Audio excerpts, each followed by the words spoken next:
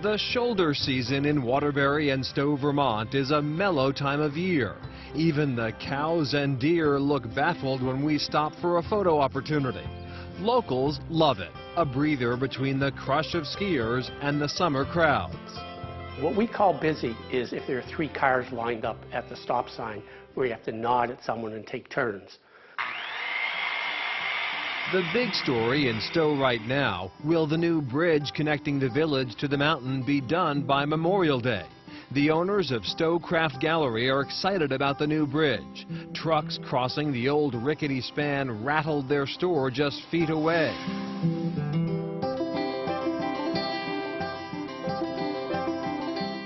The gallery is filled with colorful, whimsical, one-of-a-kind art. Exquisite blown glass, delicate textiles, handmade gold jewelry. Stephen Fishman and his wife Susan scour the country for bold collectibles.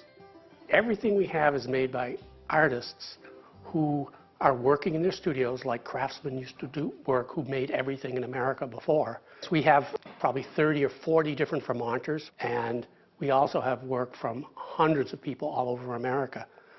Fishman says every piece tells a story, and there are hundreds to tell. His Stowe Craft Gallery used to cater to walk-in tourists. Today, his internet business spans across the nation.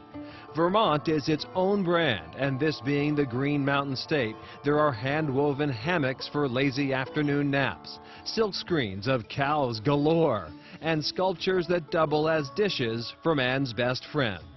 Vermont is kind of a dog place, it seems, though I'm told there are more cat lovers here than dog lovers. But here in Stowe, we see a lot of people running with their dogs, skiing with their dogs, hiking with their dogs.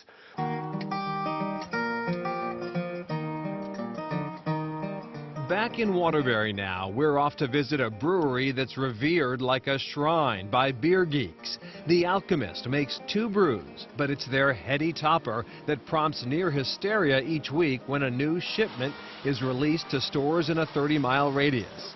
The brewery used to have a tasting room for their Double India Pale Ales, but Heady topper mania forced them to batten down the hatches. The crowds became unmanageable for us. A couple of weeks before we ended up closing our retail shop here because the space just couldn't accommodate the crowds. We would come in at 9 o'clock. Our shop wasn't supposed to open until 11, and we would literally have 200 to 300 people in line.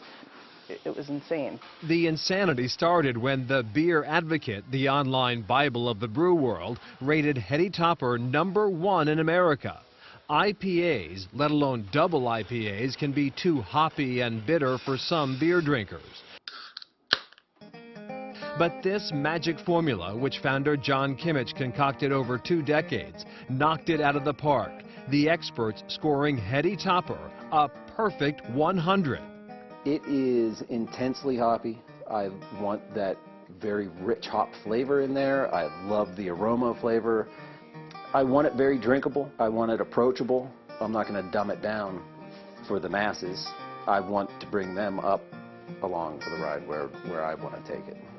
The Alchemist makes only 1,900 cases of Heady Topper a week, roughly 45,000 16-ounce cans. Because it's unpasteurized and unfiltered, they insist their beer be stored and enjoyed at a perfect frosty temperature, which is why Heady Topper and Focal Banger, the other IPA, are not shipped far.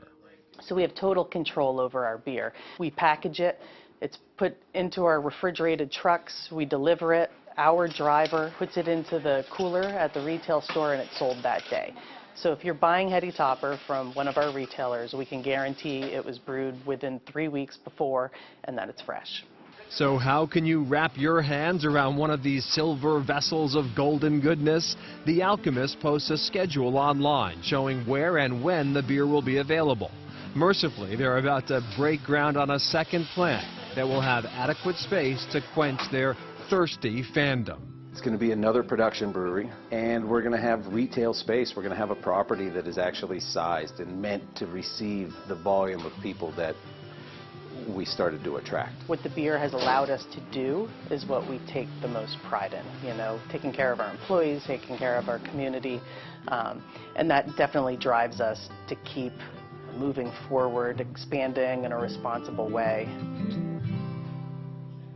And clearly they're very particular about the way the beer is handled. And I'm not a beer drinker, but my understanding was you never drink out of the can. You always pour it into the glass. Some people like the frosted glass, the Pilsner glass. Wrong you are, daughter of so Monahan. wrong. At least in this case. Heady Topper's very specific about the freshness and how cold it is as well, so they want you to drink it right out of the can. In fact, there are instructions about that on the can itself saying don't put this into a glass.